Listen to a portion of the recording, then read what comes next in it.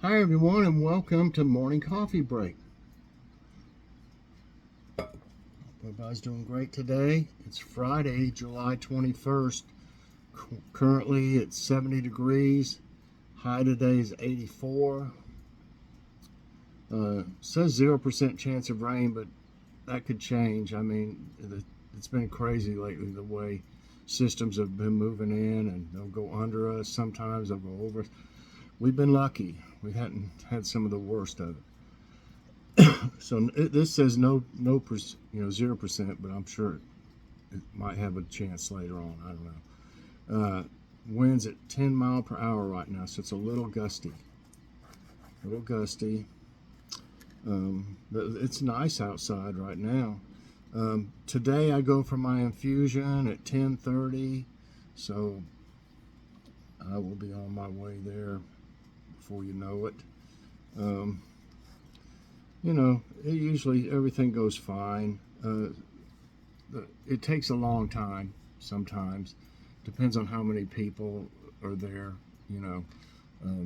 They have them. Used to they had all of them, everybody in like a huge room, and you just had like these curtain things.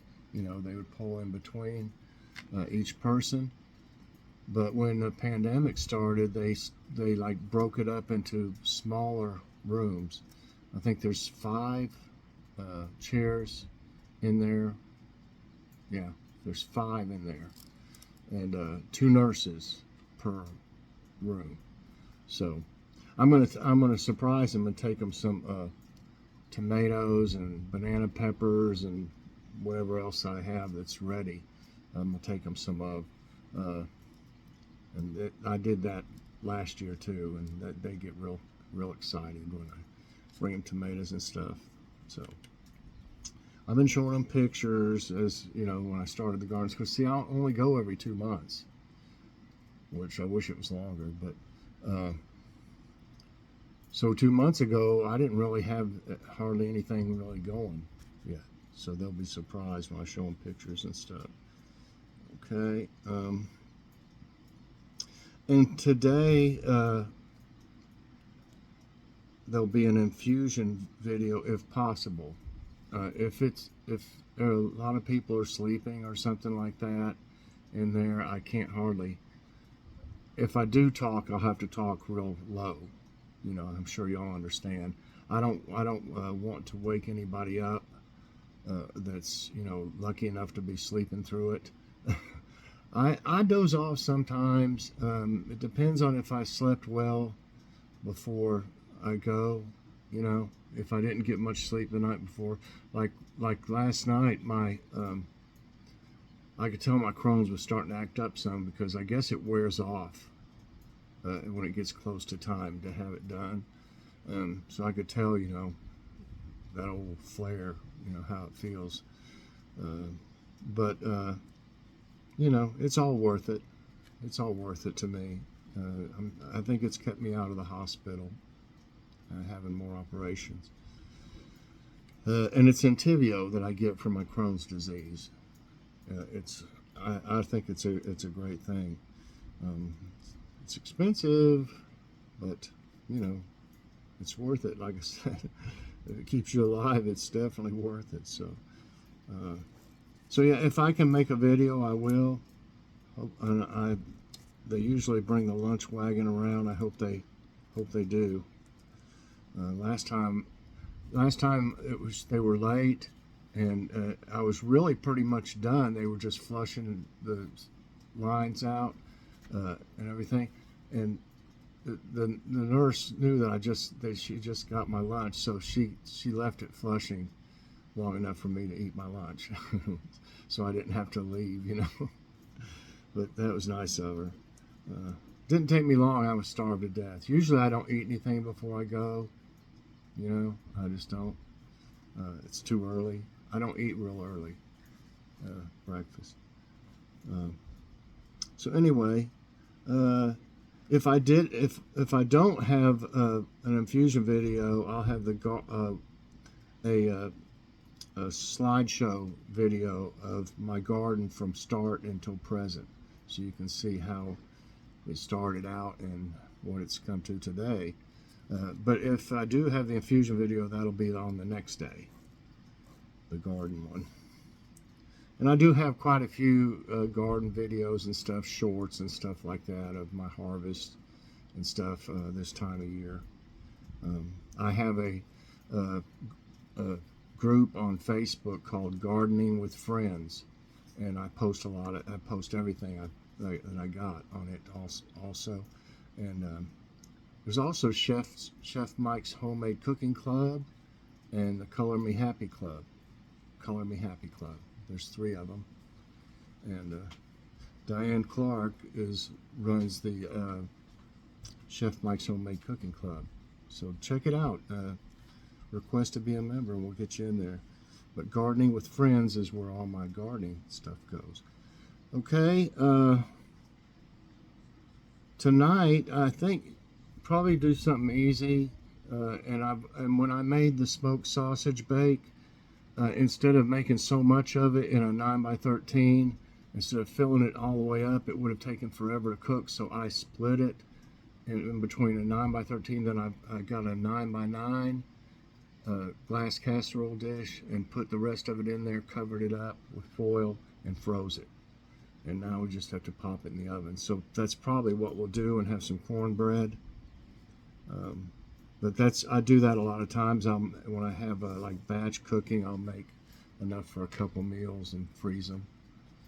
Freeze one of them at least. Okay, so today's tidbits. It was hard to pick. There was a lot of them today. A lot of them are, you know, talking about this heat. You know, it's really affecting a lot of things and people all over the country.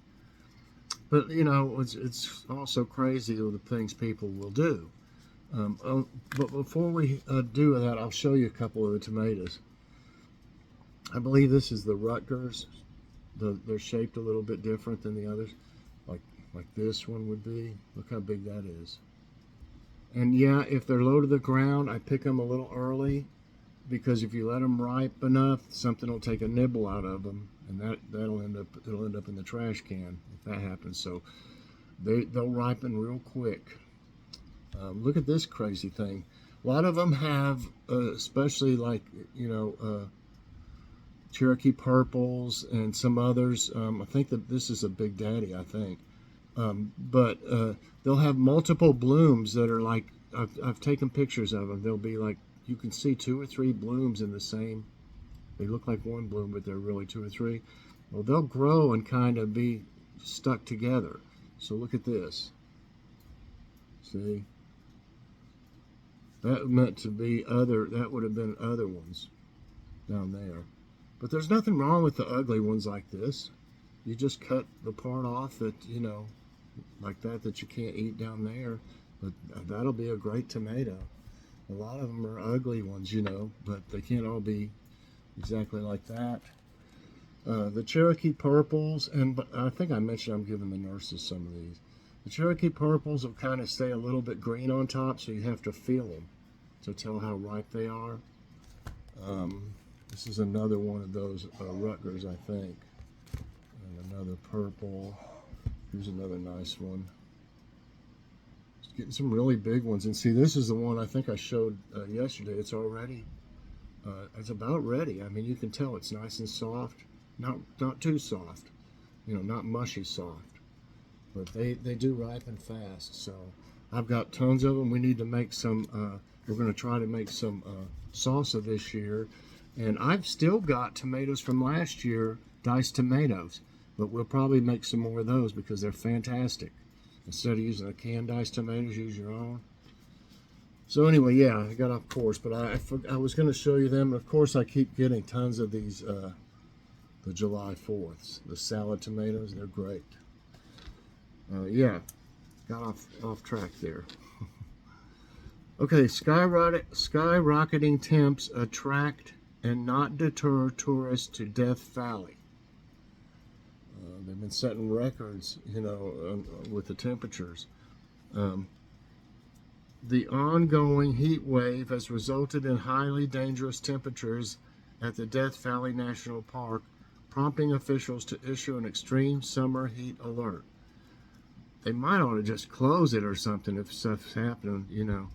There was one about somebody, you know, dying that was there in another tidbit, but I didn't use it. But I mean, I'm just telling you it's bad. But this is not hindering visitors, and they are arriving in droves. Some photos show visitors dressed in hats, shorts, and sunglasses to experience the hottest temperatures on Earth. And yeah, there was another one, and the guy was at Death Valley, and he was 71, and he was right next to the bathrooms, and he passed out, and they used a defibrillator thing on him and all kinds of stuff, and he didn't make it. See, why? I mean, why do you want to, you know, go where something like that could happen to you? I don't know. But that's not the only place. There's another one in here. I'll show you in a minute. NASA aims for an asteroid. Next, you won't believe how rich it is. So I think they want to get this asteroid. It's crazy. On October 5, NASA scientists will blast off to a 10,000 quadrillion worth asteroid. That's, I guess, 10,000 quadrillion dollars worth asteroid. 16 Psyche. The Psyche spacecraft, currently at Cape Canaveral, will study the space rock that may be worth more than the entire world economy. The special metal-rich asteroid is located 310,410,000 miles from Earth and orbits the sun between Mars and Jupiter. So do they think they're going to go up there and just snatch it or tow it back to Earth? You know, what are you going to do? Because most stuff will burn up on entry. You know, a lot of stuff will. So I don't know. Maybe they think they're going to chisel away at it. Bring some home. I don't know. Okay, so just talking about, you know, the Death Valley tourists. So it's not just there. As Chinese tourists flock to flaming mountains amid brutal heat. Tourists are gathering at China's scenic flaming mountains this week to experience searing high temperatures amid punishing heat waves scorching the northern hemisphere. Armed with broad-brimmed hats and umbrellas for added protection, tourists are taking selfies with a 12-meter-tall thermometer displaying a real-time surface temperature of 176 degrees. Look at me. Whatever. Oh, I mean, I don't see that. I don't know. Would that be fun, y'all? Okay, and this is crazy too. They had some crazy ones today. Roof breaks, hail takes, chaos strikes at Wisconsin Walmart. During a severe hailstorm on Wednesday, shoppers and employees at Walmart in western Wisconsin were surprised to find themselves in an unexpected situation. The storm occurred inside the store when large hailstones broke through the roof. Hail ranging from the size of golf balls to tennis balls covered the floor inside the buildings. And you know, if I'm not mistaken, at least one of our stores here in town, I don't know, it might be the older Walmart that's here, they had like these skylights things to help with the lighting. So, you know, that would probably be pretty easy to break through compared to, you know, just the roof. So that makes you wonder, you know. I really haven't ever seen a whole lot of hail here. I mean, it's happened, sure, you know, but I'm guessing something like maybe 3 times a year, even if that, 2 or 3, maybe. So, I don't know. Let's see what we got here. Yeah, they had some crazy stuff on. Well, not today. I was looking for some. I don't think Kroger has any of those best customer digital coupons. I haven't seen any this time. I was just trying to see if there was anything else, you know, floating around here. Nice news there.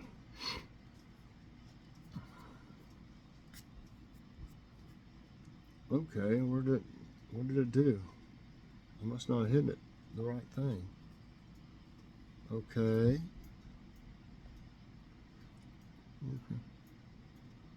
How about Earth's most powerful solar telescope captures sun in unprecedented detail? And nice news.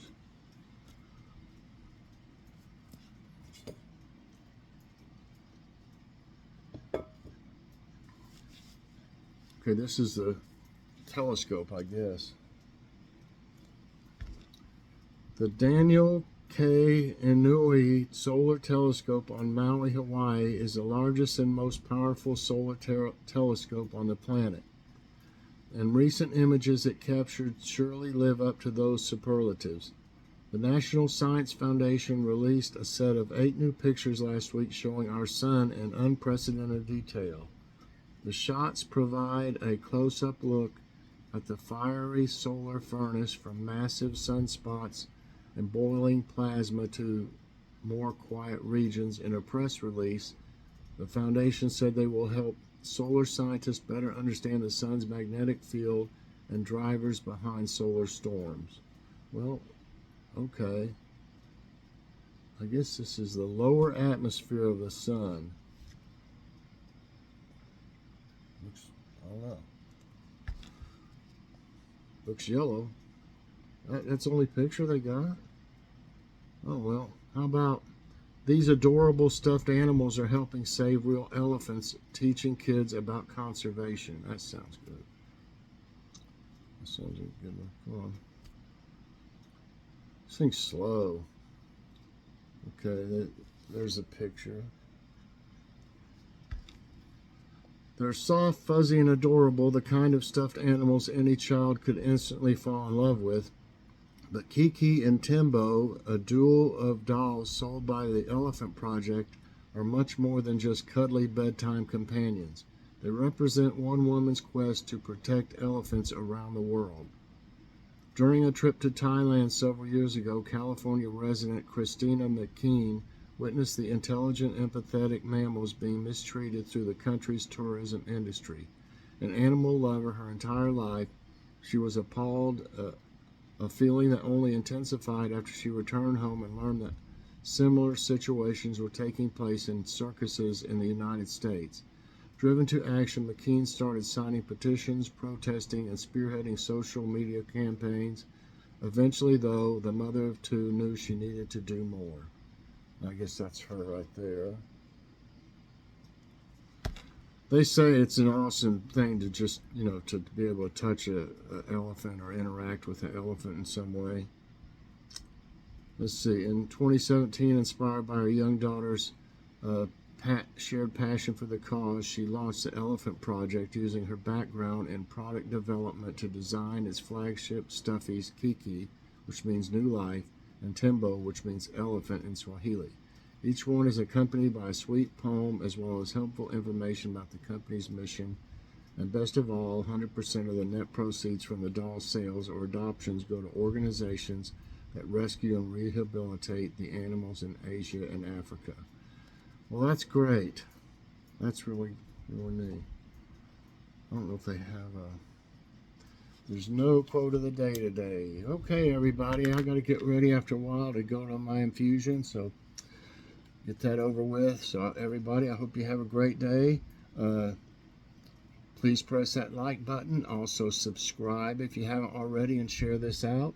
And hit that so you get all my videos as soon as they come out. Yeah, I'll either have if I'm able to make one, I'll either have one when I have my infusion, or I'll have that one that's a slideshow of my garden from start to present. So thanks for watching, everybody. Have a great day, and God bless.